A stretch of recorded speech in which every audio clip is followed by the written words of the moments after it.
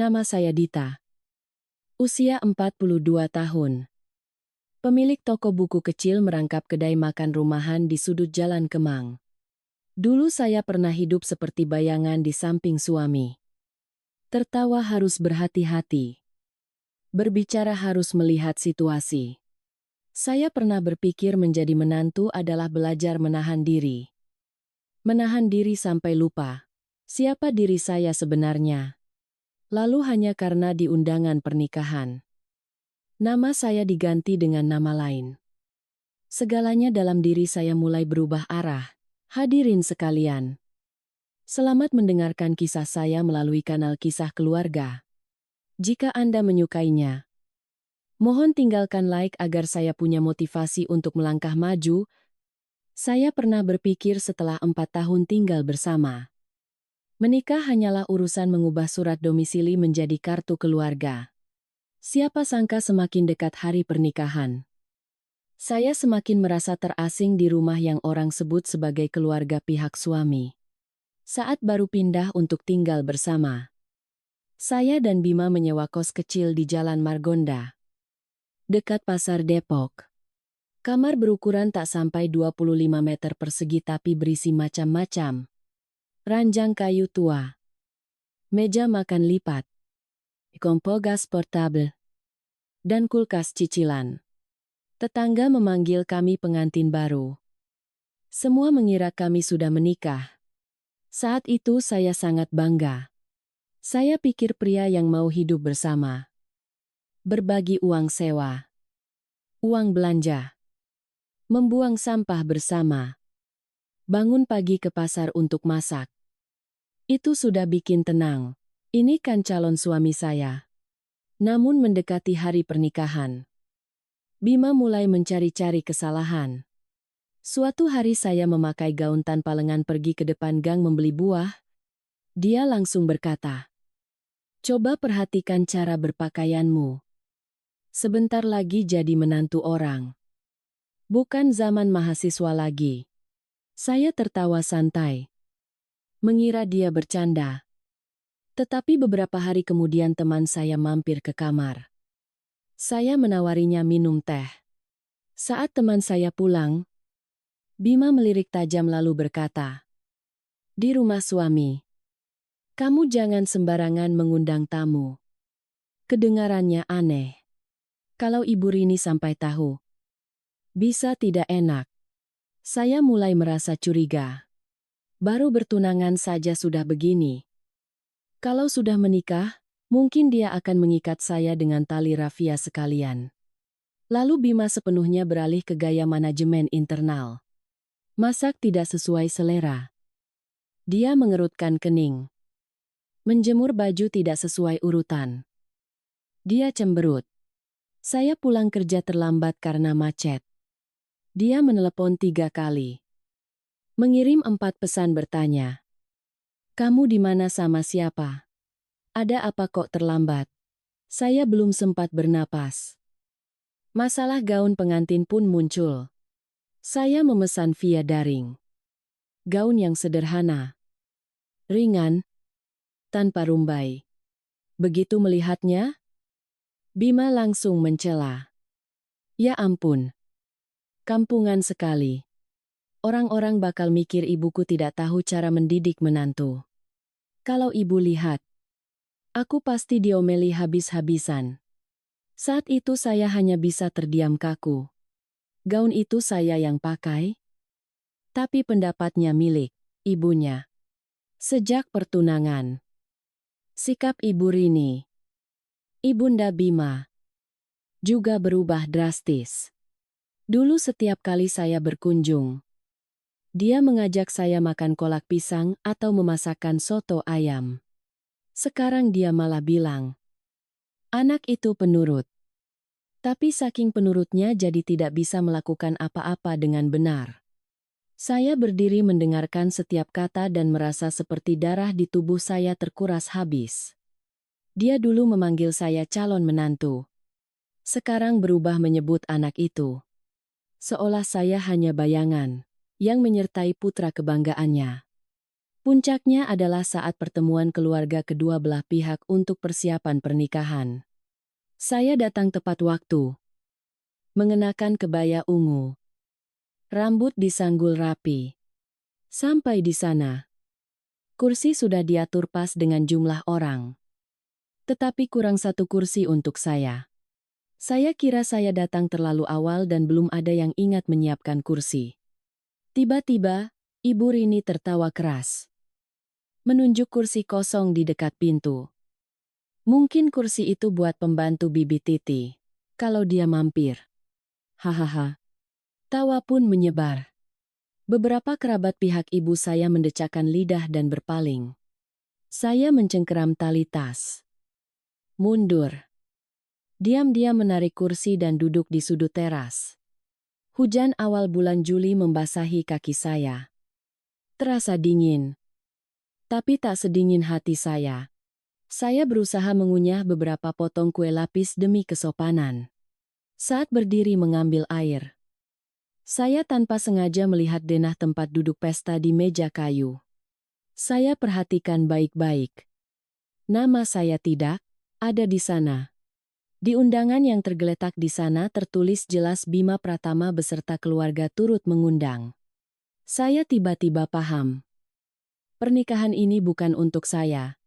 Saya menatap denah meja. Nama saya tidak ada. Di undangan tertulis Bima Pratama beserta keluarga. Saya tersenyum pahit. Orang-orang mengundang beserta keluarga. Sedangkan saya yang akan jadi menantu, justru dianggap orang luar. Akhir pekan itu, saya membawa tas mengambil gaun pengantin di penjahit pasar Majestic. Gaun ini saya pesan 3 bulan lalu. Gaun putih. Sutra Korea. Kerah Sabrina lembut. Tanpa manik-manik. Tanpa rendah. Tanpa belahan tinggi. Hanya sederhana dan bersih. Saya suka yang ringan dan tertutup. Menurut saya, gaun pengantin adalah milik sendiri. Jadi harus membuat diri sendiri nyaman. Bukan untuk menyenangkan orang lain. Begitu saya membuka tas dan mencoba gaun itu, Bima menggeleng dan tersenyum sinis. Kalau ibu lihat ini, pasti langsung marah. Gaun apa ini? Jelek banget. Apa keluarga kita tidak punya cukup uang untuk sewa baju pengantin mewah? Saya berdiri diam. Bahkan gaun yang saya pakai di hari pernikahan saya sendiri harus lolos sensor. Saya memegang gaun itu dengan tangan sedingin es. Tidak berbicara. Tidak berdebat.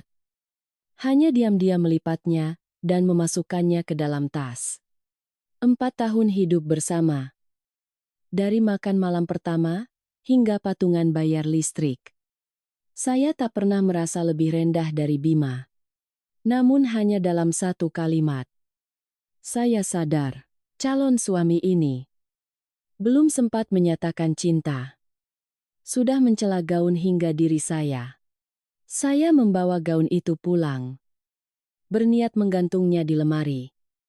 Tapi begitu masuk ke rumah Bima, terdengar suara Ibu Rini dari dapur. Bima, ibu sudah bilang? Pernikahan itu acara besar. Gaun pengantin harus pantas. Jangan sampai orang bilang menantu keluarga Pratama kampungan.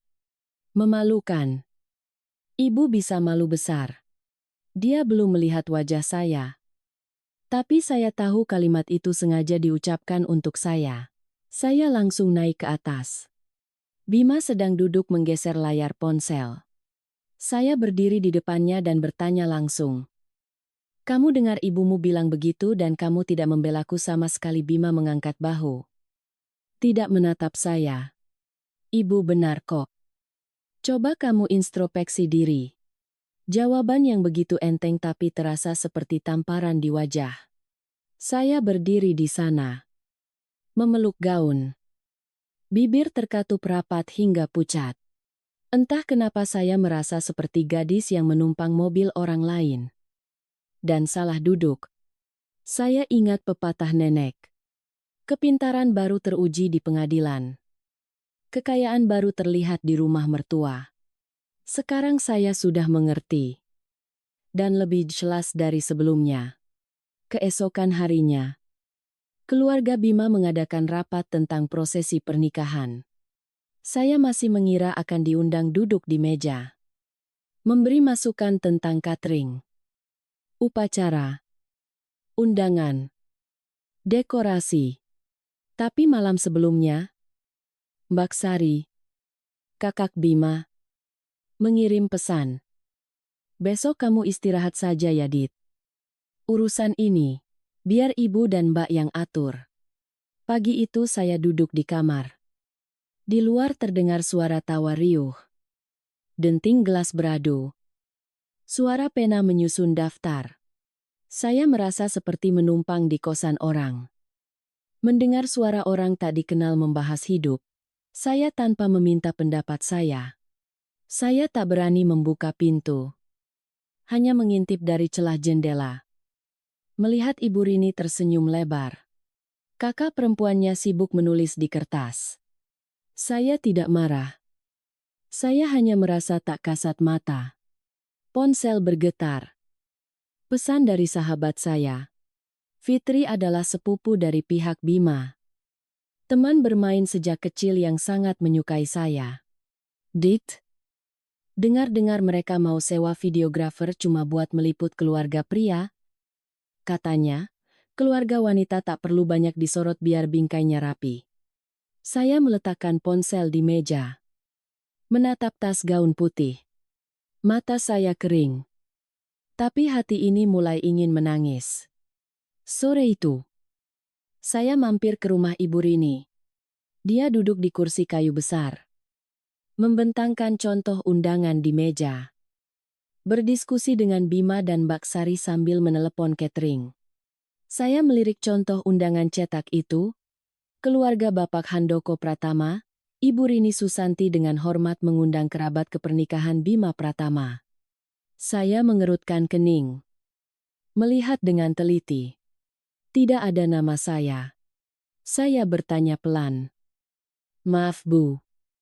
Nama saya di mana Ibu Rini masih fokus pada undangan. Tanpa menengadah. Ibu pakai format umum. Menantu kan anak perempuan orang. Kalau ditulis malah bikin bingung. Lagi pula nama Dita itu terdengar kampungan. Ibu mau tanya kamu soal ini. Saya tertegun.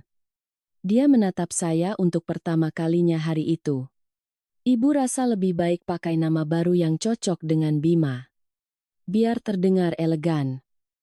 Ibu mau panggil kamu Dinda Syafira. Bagaimana pertanyaan itu terdengar seperti tawaran tapi sorot matanya adalah perintah. Saya menggigit bibir. Maaf Bu. Saya sudah terbiasa dengan nama lama. Ibu Rini mengibaskan tangan. Ya sudah. Tapi pikirkan lagi. Orang luar dengar Bima dan Dita itu rasanya jomplang. Bima dan Dinda Syafira baru terdengar serasi. Saya tak menjawab. Tapi di benak saya, nama pemberian orang tua sejak lahir kini dianggap barang daur ulang demi kepuasan mertua. Keesokan harinya, saya dijadwalkan foto prewedding. Saya membawa gaun pengantin putih sederhana pilihan saya. Tapi belum sempat dibuka. Sepupu Bima menyodorkan kebaya krem kerah tinggi lengan 3/4. Ibu suruh pakai ini biar kelihatan anggun. Saya menelan kepahitan. Pergi berganti baju tanpa suara.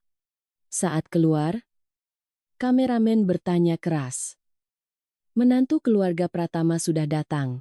Tidak ada yang memanggil nama saya. Bukan Dita. Apalagi Dinda Syafira. Hanya menantu Pratama. Saya duduk di sudut. Memegang gelas air putih. Hati terasa kosong. Di dalam tas. Sepatu pengantin yang saya pilih berbulan-bulan lalu, diam tak tersentuh. Sesi foto keluarga berlangsung. Saya berdiri di tengah mencoba tersenyum. Tapi di setiap bingkai, Ibu Rini dan Mbak Sari menjauh ke sisi luar.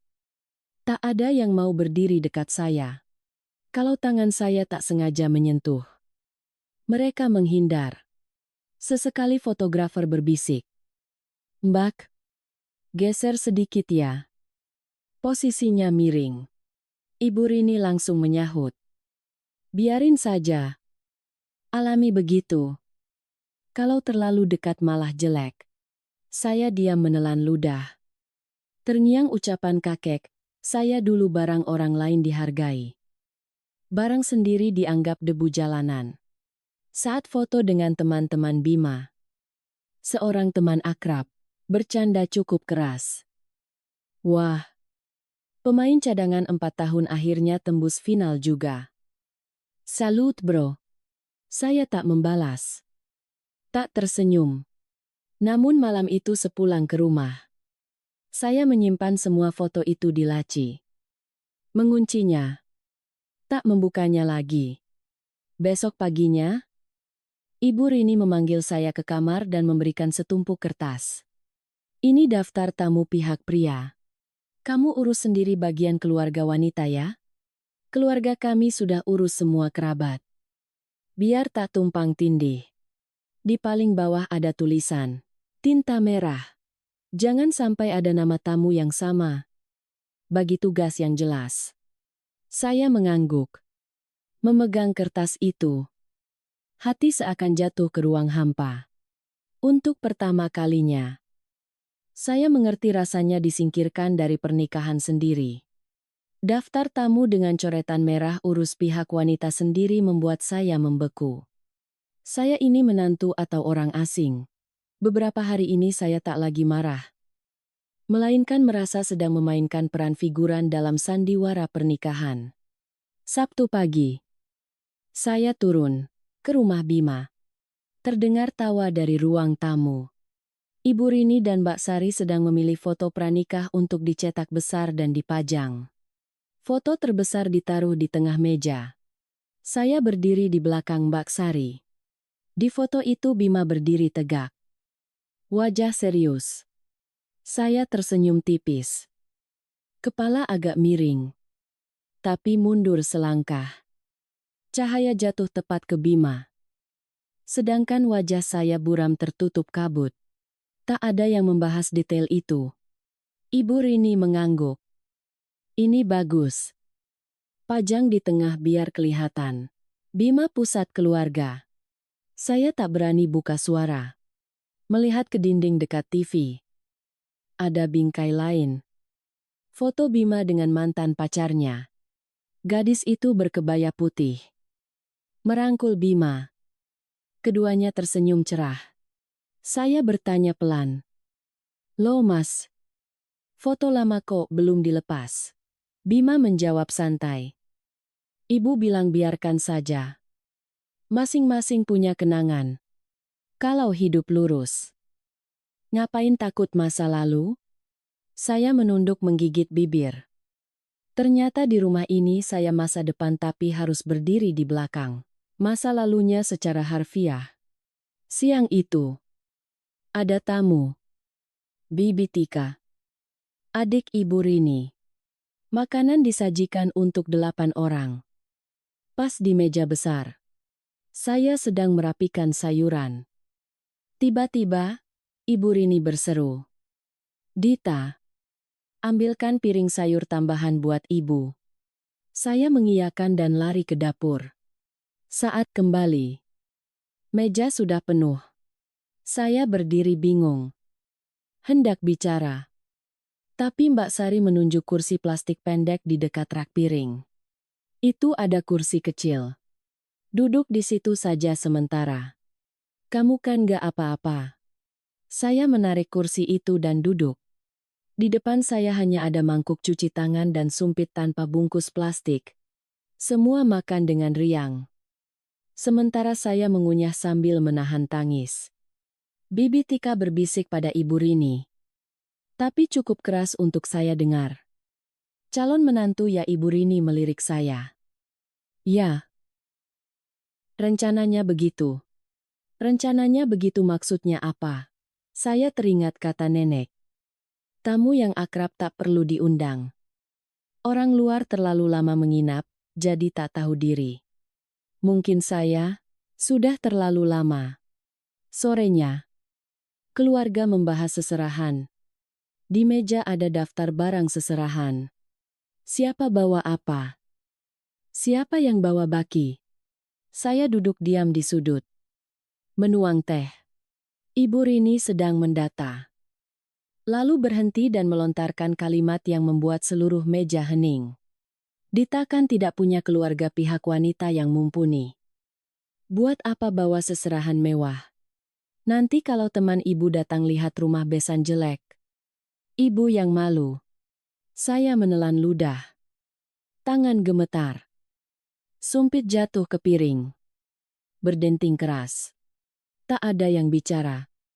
Mbak Sari diam-diam mengambilkan ayam untuk ibunya. Bima menunduk makan tanpa menengadah. Saya ingat makan malam pertama saat perkenalan. Ibu Rini pernah bilang, keluarga kami menjunjung tata krama. Urusan harta bawaan itu terserah. Hari ini dia bicara lain. Dan saya paham hati manusia seperti cermin yang memantulkan wajah. Tapi hanya memantulkan apa yang ingin mereka lihat. Malam itu saya pulang ke kamar sendirian. Saya membuka album foto pernikahan. Lalu perlahan menghapus semuanya. Tanpa ragu. Tanpa beban. Foto yang ada wajah saya. Saya hapus. Foto saya tersenyum. Saya hapus. Foto saya berdiri jauh atau pura-pura memegang bahu Bima. Saya hapus semua. Setelah selesai, saya mengirim pesan pada Fitri. Sepertinya aku tidak sanggup menikah. Lalu meletakkan sponsel. Menatap langit-langit kamar. Dan untuk pertama kalinya dalam proses ini, hati saya terasa sangat ringan. Aku tidak sanggup menikah. Pesan terkirim. Belum ada 2 menit. Ponsel berdereng. Fitri menelepon. Saya tidak mengangkatnya. Karena saya tahu. Mendengar suaranya akan membuat air mata saya jebol bagai bendungan. Sabtu siang. Keluarga Bima rapat internal membahas seserahan. Saya tidak diundang. Tapi Bima memaksa saya hadir. Kamu dengarkan saja. Biar kalau ditanya orang nggak diam saja. Saya duduk di ujung kursi. Mendengarkan Ibu Rini mendaftar barang sirih pinang. Kue lapis legit. Ayam kodok. Sampai urusan sewa mobil. Pengantin? Saat ada keheningan. Saya bersuara. Maaf Bu. Di keluarga saya ada tradisi syukuran leluhur sehari sebelum akad. Apa pihak keluarga sini ada waktu untuk datang? Suasana mendadak hening. Ibu Rini meletakkan sendok. Mengangkat alis. Di sini tidak ada yang begitu-begituan. Tradisi kampung jangan dibawa ke rumah ini. Saya membeku. Tradisi leluhur dibilang kampungan. Saat mau bicara, Bima menatap saya sambil mengerutkan dahi. Memberi isyarat diam. Saya melihat sekeliling. Sadar bahwa saya mewakili pihak wanita, tapi tak ada yang peduli. Sorenya Bima memberi saya draft undangan baru. Saya membacanya dan terdiam. Bima Pratama, Dinda Syafira. Saya bertanya pelan. Nama saya salah Mas. Namaku, Dita Maharani. Bima menjawab santai. Ibu bilang Dinda lebih lembut. Lebih cocok buat nikah. Kamu juga jarang pakai nama KTP kan? Saya menatap Bima. Wajahnya datar seolah tak ada masalah. Saya menutup undangan itu. Tangan sedikit gemetar. Nama pemberian ayah saya. Tak bisa saya pertahankan. Undangan itu seperti paket salah kirim yang dipaksa harus saya terima. Malam harinya ada tamu. Teman lama Ibu Rini datang melihat persiapan. Saya duduk di belakang menyeduh teh. Mengupas buah. Telinga tetap mendengar. Ibu Rini bercanda ria. Lalu tiba-tiba, saat tamu memuji menantunya pendiam, Ibu Rini berucap. Si Dita dibilang pendiam iya. Tapi saking diamnya jadi nggak bisa diandalkan buat apa-apa. Saya terpaku. Tak mengumpat. Tak berteriak. Tapi ucapan. Itu bagai batu besar yang jatuh ke dasar sumur hati saya. Saya berbalik menuju kamar. Bima melihat tapi tak bicara atau menyusul. Saya membuka laptop. Memasukkan kode OTP. Login ke banking. Tempat saya mentransfer uang DP apartemen yang rencananya kami tempati setelah menikah. Di layar tertera pemilik sertifikat Dita Maharani. Saya melihat nama saya untuk pertama kalinya hari itu lalu tersenyum simpul. Nama saya. Rumah saya. Uang saya. Masih bisa saya pegang. Hanya saja saya tak tahu apa masih punya keyakinan meneruskan pernikahan ini. Saya menatap tulisan di laptop pemilik apartemen Dita Maharani. Rumah yang saya cicil rupiah demi rupiah. Yang akan jadi sarang kami. Tapi kini saya disingkirkan di pesta pernikahan sendiri. Orang bilang saya terlalu pasrah dan tak berguna. Saya hanya tertawa. Tertawa karena saya sadar segalanya. Minggu pagi. Ibu Rini rapat keluarga menetapkan daftar tamu. Bima menyuruh saya ikut. Tapi saya baru sadar. Nama saya tak ada di daftar peserta rapat. Masuk ke ruang tamu. Ada 10 kursi pas. Saya berdiri canggung di pintu. Mbak Sari berbisik pada ibunya. Ibu Rini tersenyum sinis. Menantu kok kayak tamu asing di rumah sendiri. Tiap dia buka mulut bawaannya capek. Ucapan itu begitu enteng bagai obrolan harga sayur di pasar. Saya tak bereaksi. Hanya menggigit bibir menahan perih di mata. Bima duduk membisu bagai patung. Calon suami yang membiarkan ibunya menghina calon istri di depan kerabat tanpa bicara. Saya tersenyum kecut. Sadar, saya bertahan hanya karena terlanjur cinta. Siang harinya, Fitri mengirim foto backdrop pernikahan yang baru dicetak. Saya melihatnya lalu membatu. Foto kami berdua. Tapi hanya Bima yang terang. Sedangkan saya buram. Bahu kanan saya terpotong. Wajah dikecilkan. Pencahayaan sengaja dibuat miring. Fitri mengirim pesan. Kayaknya krunya nggak kebetulan deh. Ada yang ngatur. Saya tak membalas. Hanya menatap gambar diri saya, yang seperti pajangan sisa. Saya teringat kakek pernah bilang, suami istri yang jomplang tak akan bisa memikul beban bersama. Foto itu menjelaskan segalanya. Malamnya saya bermimpi. Saya berkebaya putih. Memegang bunga. Berjalan di lorong pernikahan tanpa siapapun. Tak ada mizi, teman, atau kerabat. Saya jalan sendiri. Tersenyum sendiri. Suara musik saya putar sendiri. Tak ada mempelai pria.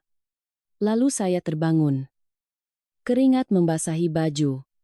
Saya duduk. Menatap apartemen yang sepi dan dingin. Saya berdiri. Membuka laci. Mengeluarkan semua barang terkait pernikahan daftar seserahan. Kotak perhiasan. Foto. Amplop. Juga sepatu pengantin yang saya beli dengan gaji bulan pertama. Saya membungkus semuanya dengan koran bekas. Memasukkannya ke kardus tanpa direkat. Saya tak perlu sembunyi karena tak merasa malu. Malu itu kalau tahu salah tapi tetap bertahan. Sebelum keluar rumah, saya mengirim pesan pada Bima. Kamu pulanglah. Aku butuh bernapas. Lalu saya matikan ponsel.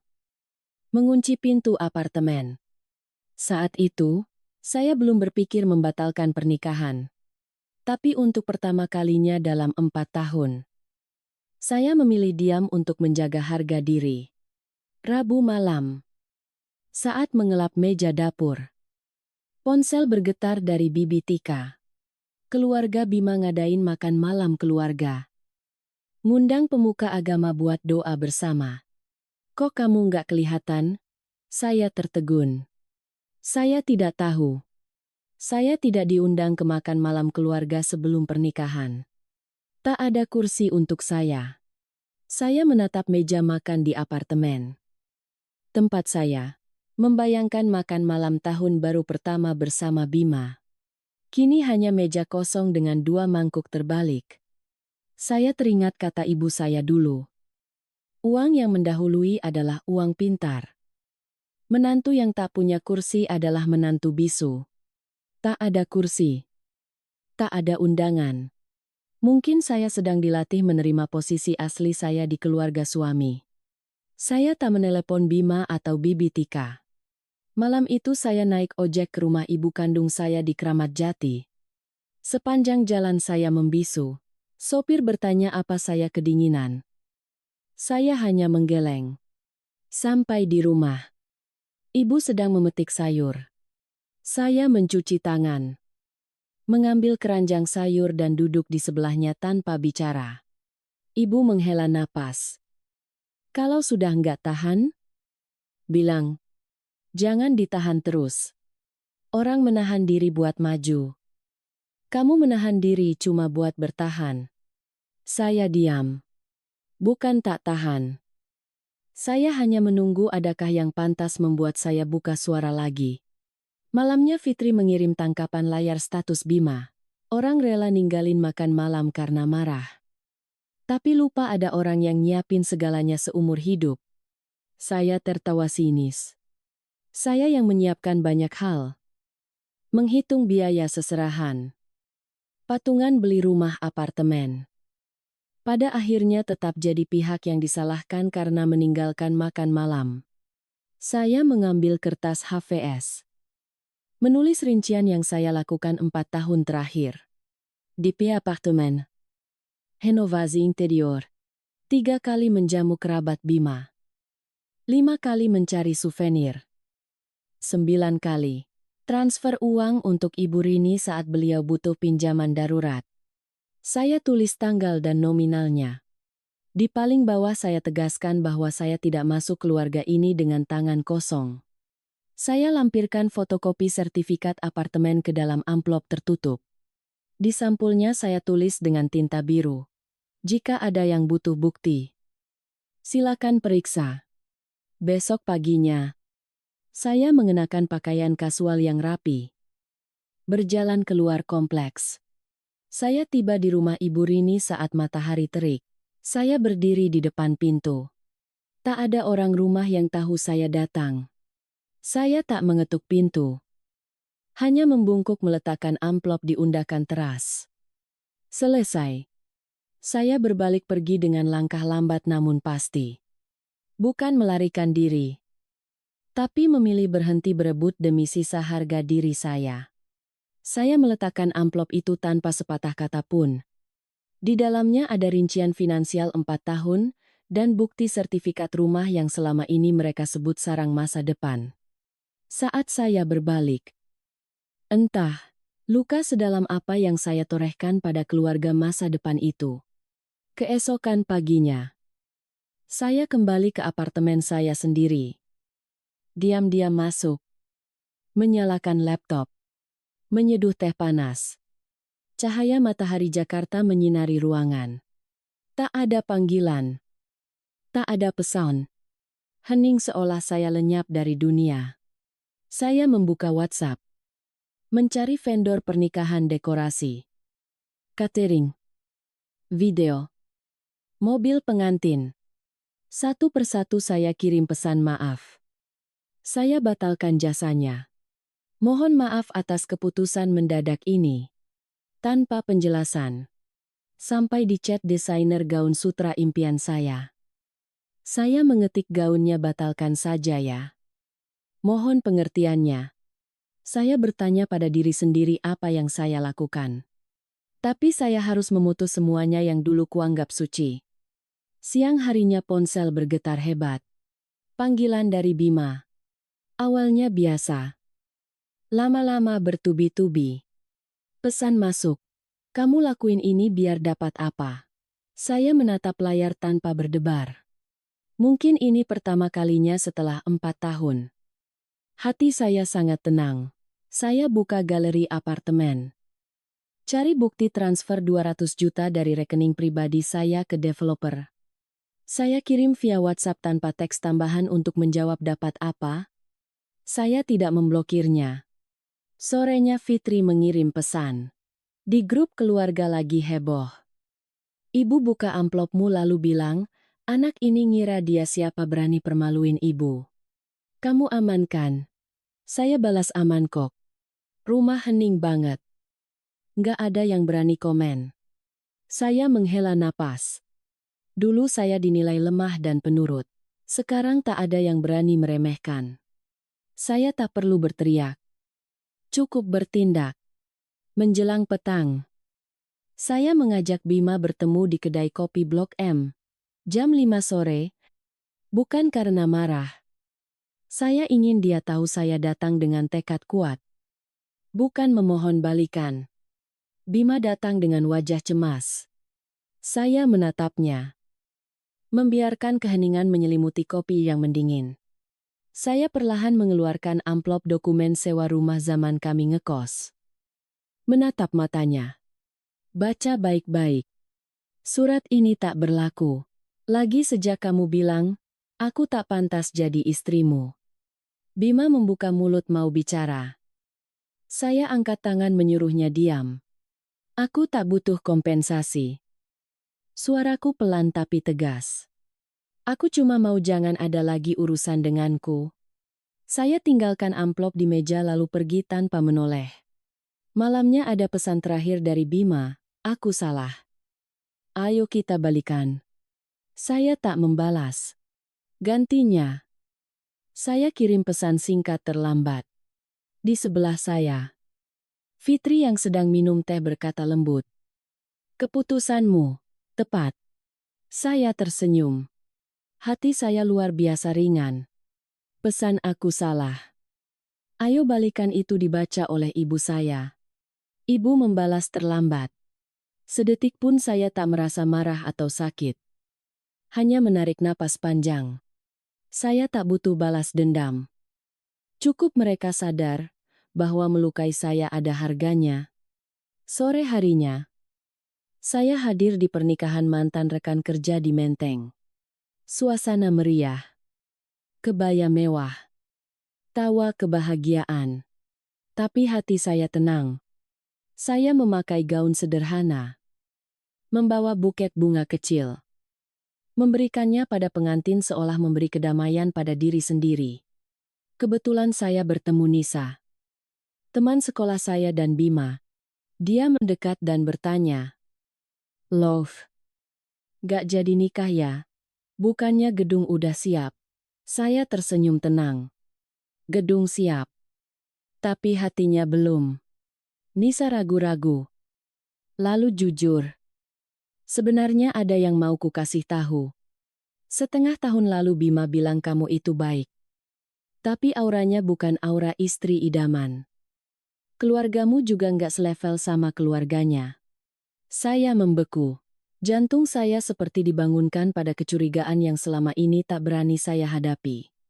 Perkataan itu seperti sayatan tipis. Lidah tak bertulang. Saya teringat senyum palsu dan kata-kata manipulatif yang menentukan nasib saya. Saya tinggalkan pesta. Naik taksi ke rumah ibu saya di Kramat Jati. Saya buka lemari. Mengambil semua perhiasan. Jam tangan. Buku tabungan. Surat cinta dari Bima. Saya kemas rapi dalam kardus. Saya tak bilang siapa-siapa. Ponsel berbunyi. Foto dari grup. Bima terduduk lemas di ruang tamu. Tatapannya kosong. Ibu Rini memarahinya. Mbak Sari membuang muka. Saya membuang napas. Mereka mulai merasakan akibatnya. Bukan saya yang membuat badai. Kebenaranlah yang menghancurkan topeng mereka. Malamnya saya kirim pesan ke Fitri. Gimana kabarmu, aku aman. Tapi dengar-dengar keluarga Bima lagi ribut soal uang. Ibunya bilang gara-gara Dita semuanya hancur. Membaca itu saya tersenyum sinis. Tak terbawa emosi. Saya tak bangga. Hanya merasa aneh. Selama ini saya diam. Akhirnya topeng itu jatuh juga. Saya membalas makasih ya. Fitri sedang duduk di dekat jendela. Teh paginya masih hangat. Saya mengingat 4 tahun kemarin. Memasak. Mengurus kos. Mengejar mimpi sertifikat rumah. Saya tak sendirian. Di sekeliling saya masih ada cinta tulus. Bukan janji manis. Kamis sore. Saya mampir ke salon kecil dekat kantor. Baru buka. Ada lampu neon warna-warni. Rambut indah tak harus mahal. Sebelum duduk, terdengar suara tak asing. Loh, itu Dita kan? Saya menoleh. Ada Bu Tari tetangga lama Ibu Rini, dan Bu Ratna adik iparnya. Keduanya sedang cuci rambut. Ya ampun benar. Aslinya lebih cantik dari di foto ya. Saya mengangguk menyapa. Baru mau duduk. Bu Tari langsung gosip. Kemarin Ibu Rini dipanggil ke kelurahan. Soal uang sumbangan gedung yang tak dikembalikan. Katanya si calon mantu bawa bukti lengkap. Rasain tuh. Saya menatap cermin. Wajah saya tenang. Mata tak bergetar. Saya tak pernah melapor siapapun. Tapi juga tak menyembunyikan bukti itu di teras rumahnya dulu. Sore itu saya ke kafe langganan. Baru duduk terdengar suara. Mbak Dita. Saya menoleh. Ada Nisa sepupu Bima. Gadis yang dulu suka ngajak saya ke pasar saat acara keluarga. Boleh gabung tanyanya? Saya mengangguk. Mbak, saya nggak mau bela siapa-siapa. Tapi Ibu Rini bilang Mbak itu manipulatif sok suci. Padahal saya ingat jelas dulu. Ibu bilang uang renovasi rumah itu Mbak yang bayarin. Saya tersenyum tipis. Bangkai disembunyikan pasti tercium juga. Kamu tahu kan pepatah itu? Nisa mengangguk. Ia tetangga pada heboh. Katanya Ibu Rini nangis-nangis nyalahin Mbak Dita. Saya minum teh yang sudah dingin tanpa rasa pahit. Malamnya saat mau pulang. Tiba-tiba ada Bima. Dia berdiri di depan kafe. Lebih kurus. Kemeja berantakan. Mata panda kurang tidur. Det. Bisa bicara sebentar saya berdiri mematung. Apa kamu ngomongin aib ke orang-orang? Saya menatapnya. Kamu pikir kalau dirahasiakan kesalahanmu nggak kelihatan? Bima menunduk. Suaranya parau. Ibu bilang nikah sama kamu bikin malu keluarga. Aku hilaf. Saya menatapnya lama. Mengingat gaun yang dihina. Kursi plastik. Nama yang diubah jadi Dinda Syafira. Saya berkata, jangan hubungi aku lagi. Sejak kamu bilang aku tak pantas. Aku tak menyimpan apapun darimu. Termasuk kata maaf. Saya berbalik pergi tanpa menoleh. Tak sadar di belakangku ada badai besar yang siap menghantam keluarganya. Minggu pagi Ibu Rini menggelar rapat keluarga besar. Mbak Sari yang selalu membela ibunya kini protes. Kalau perempuan itu nggak lapor. Ibu mau biarkan semua keluarga mikir kita makan uang dia. Ibu Rini marah. Kamu dengar dari siapa anak itu saking diamnya nggak berani ngomong. Sekarang malah berlagak. Mbak Sari membantah. Nggak berani gimana? Buktinya ada terus ibu apakan uangnya. Semua terdiam. Hanya terdengar suara kipas angin gantung. Bima duduk memegang gelas tanpa berkata apapun. Tapi untuk pertama kalinya ia tak menatap ibunya. Sore harinya, saat merapikan dokumen, saya dapat pesan dari Mbak Wulan. Rekan kerja Bima sekaligus teman kampus saya. Ada foto struktur mutasi internal kantor Bima Pratama dipindah dari divisi keuangan. Alasan hilangnya kepercayaan internal. Saya menatap foto itu sambil minum teh. Tak ada rasa senang. Saya balas makasih Mbak. Tapi yang lalu biarlah berlalu. Mbak Wulan membalas karmanya jalan. Saya tersenyum. Teringat pepatah ibu Tuhan tak pernah tidur. Siapa menabur akan menuai. Sorenya ada undangan reuni SMA. Setelah 10 tahun, saya tak lagi minder. Bukan untuk pembuktian. Tapi saya siap tampil sebagai diri sendiri. Bukan bayangan Bima. Reuni digelar di kafe Taman Daerah Kota Tua. Saya datang awal. Duduk dekat tanaman bougainville. Teman-teman terkejut. Astaga Dita, beda banget auranya. Di sana ada Dimas. Kakak kelas yang dulu naksir saya. Kini bos percetakan di Jatinegara. Dia tersenyum. Dulu aku nyesel gak berani deketin kamu. Saya tertawa. Dulu aku juga gak berani mikir aku ini berharga. Uzai Heuni. Ponsel bergetar. Layar menampilkan nomor tak asing Ibu Rini. Saya mematung sebelum mengangkatnya. Suaranya serak. Bisa kamu ke rumah sebentar saja esok paginya. Saya kembali ke rumah itu. Pagar besinya berkarat. Ubinnya kusam. Catnya mengelupas. Saya masuk. Debu menutupi meja kursi, seolah lama tak dibersihkan. Ibu Rini duduk di teras. Memakai baju pudar. Matanya sayu. Ibu butuh uang cepat. Rumah ini mau dijual. Tapi sertifikatnya masih nama kamu. Saya tak kaget. Menjawab santai. Saya kan tak pernah menuntut apapun. Tiba-tiba beliau berlutut. Tangannya gemetar di lantai. Tolong bantu ibu jual cepat. Ibu banyak utang. Saya tak membantunya berdiri atau bersikap sok suci. Hanya menatap wanita yang dulu menghina saya kini menunduk pasrah. Saya masuk ke dapur tempat dulu saya memasak untuk keluarga itu. Kini berdebu. Ibu Rini menyusul. Bercerita utang itu karena Bima terjerat judi online. Paman dari desa mengancam mengambil tanah warisan. Saya terdiam.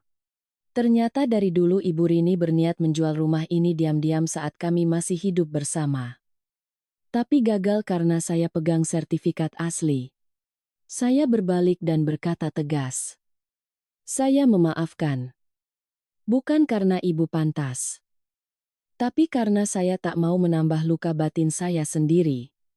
Beliau tak bicara. Duduk di lantai menatap kosong. Saya membawa surat. Kuasa penjualan rumah. Di situ tertulis hasil penjualan dibagi 3, sepertiga untuk Ibu Rini. Sepertiga untuk Bima. Sisanya saya sumbangkan ke yayasan beasiswa SMA saya dulu. Beliau menatap saya dengan mata merah. Kamu nggak dendam? Saya menggeleng. Pohon beracun tak hasilkan buah manis. Saya lebih pilih menanam di tempat lain. Saya keluar rumah itu. Menutup masa lalu selamanya. Tiba-tiba mobil berhenti di depan pagar. Jendelanya turun. Dimas yang dari reuni kemarin ada di sana. Aku pas lewat. Mau bareng pulang. Saya mengangguk. Bukan karena butuh tumpangan. Tapi sudah saatnya saya hidup normal. Tak menyembunyikan status sebagai mantan calon istri yang disingkirkan. Jalanan Kramat Jati sore itu cerah. Dimas tak bertanya masa lalu. Sibuk apa sekarang tanyanya? Masih di biro desain interior. Ngekos dekat ibu. Ibu lagi sakit sendi. Susah jalan. Dimas mengangguk. Pantas tiap di chat bilangnya lagi antar ibu akupunktur. Saya tersenyum tipis. Tak lama ia berbisik canggung. Waktu itu aku sempat mau lamar kamu. Saya mau menelepon tapi nggak berani. Saya menatap Dimas. Pria masa SMA itu kini jauh lebih dewasa. Saya menjawab pelan. Kalau waktu itu ditelepon, aku juga belum tentu angkat.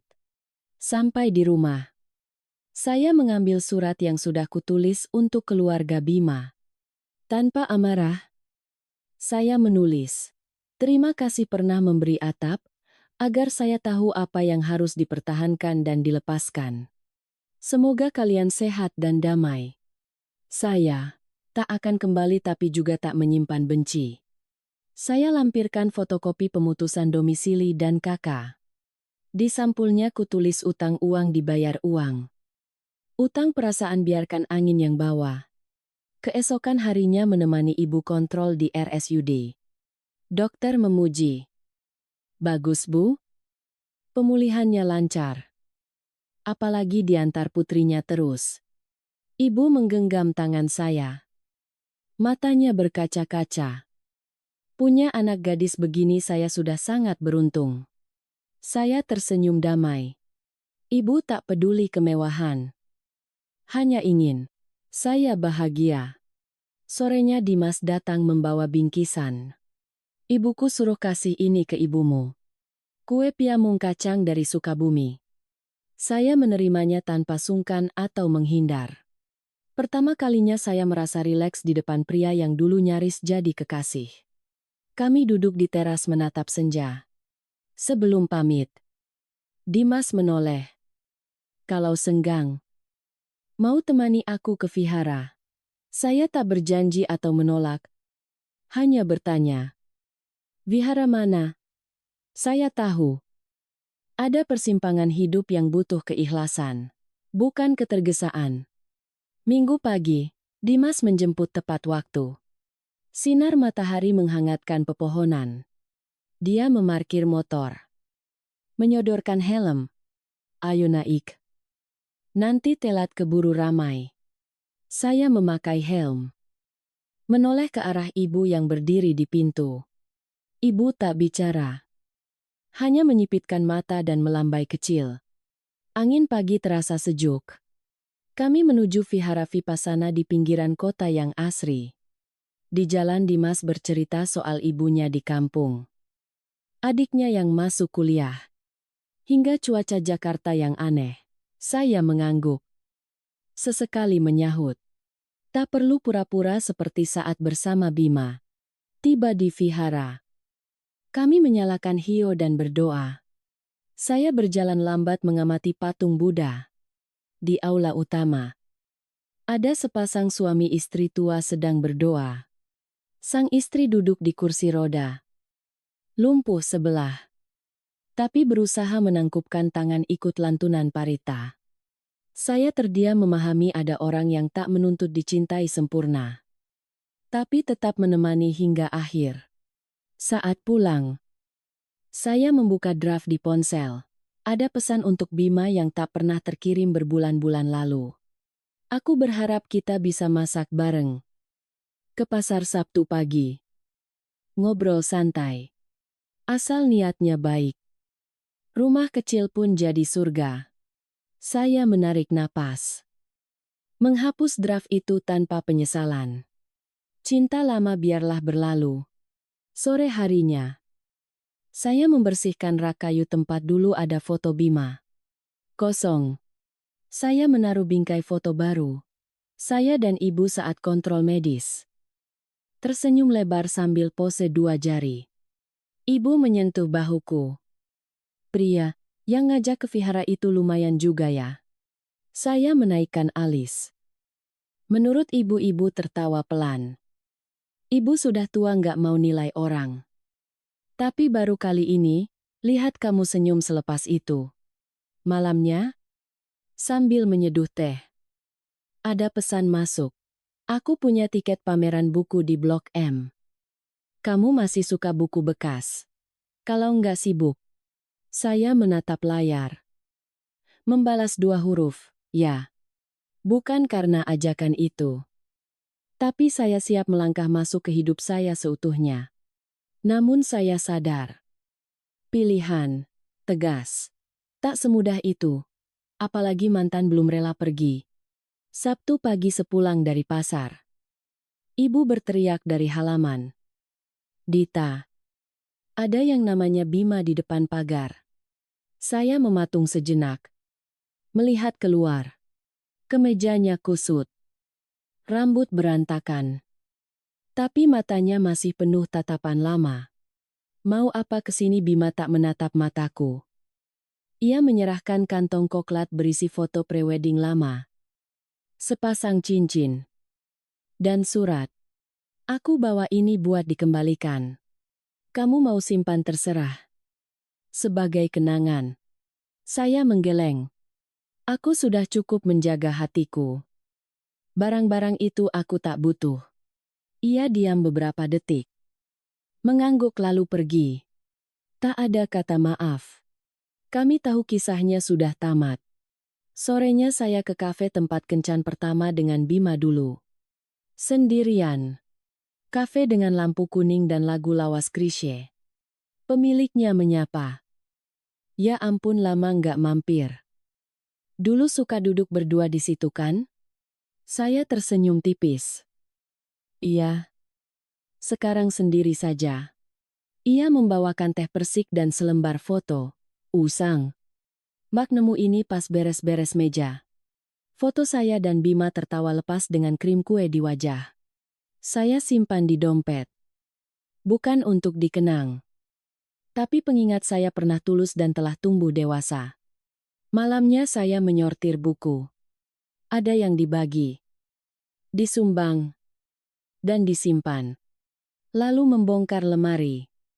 Mengeluarkan baju pasangan.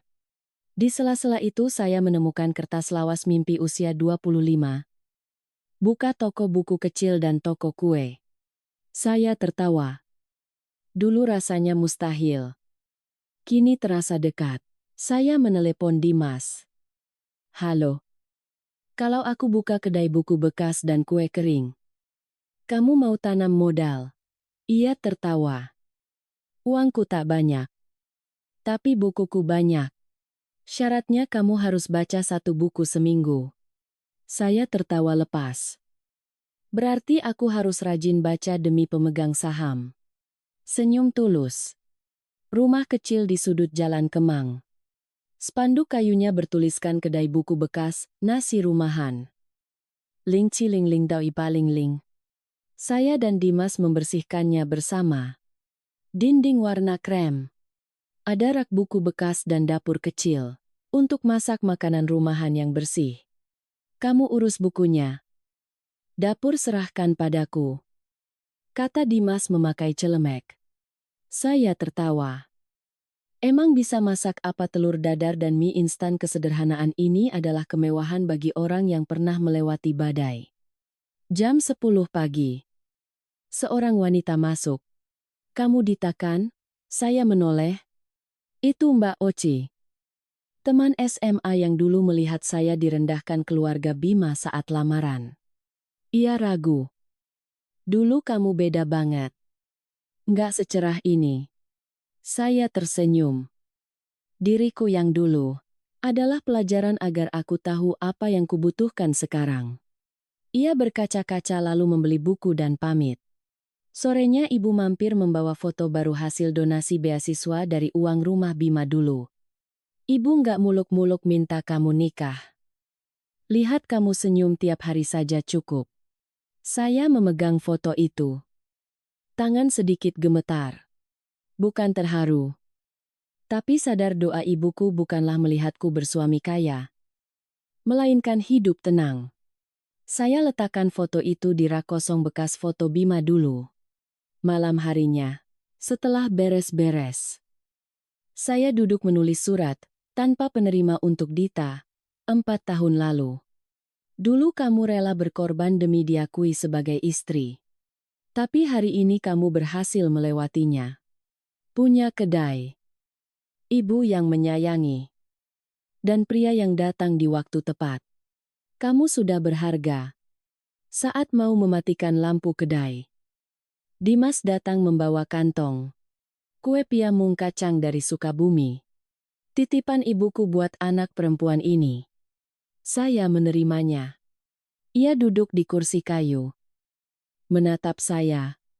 Kalau suatu hari kamu mau melangkah lebih jauh, apa aku boleh menemani? Saya menyesap teh dingin. Dulu aku kira butuh seseorang biar utuh. Sekarang aku sadar. Cukup adalah saat kita tak merasa kurang. Dimas mengangguk mengerti. Kami duduk dalam keheningan yang nyaman. Tak ada cincin. Tak ada bunga mewah. Hanya akhir yang damai bagi wanita yang telah melalui rasa sakit dan menemukan hidupnya kembali. Dulu saya pikir diam adalah cara menjaga keutuhan keluarga. Tapi makin ditahan, saya makin kerdil. 4 tahun jadi bayangan pria yang kuanggap calon suami. Dibalas ucapan, kamu tak pantas. Tapi berkat luka itu saya bangkit. Bukan memberontak, tapi hidup penuh untuk diri sendiri. Wanita Indonesia tak butuh suara keras untuk membuktikan diri. Tapi hati yang sadar dan tindakan tepat untuk membuat orang lain segan. Bagaimana jika Anda di posisi saya? Pernahkah diremehkan keluarga pasangan bagikan ceritanya? Jika kisah ini memberi inspirasi positif, ketik angka 1 di kolom komentar dan jangan lupa berlangganan kanal kami untuk kisah kehidupan lainnya. Terima kasih.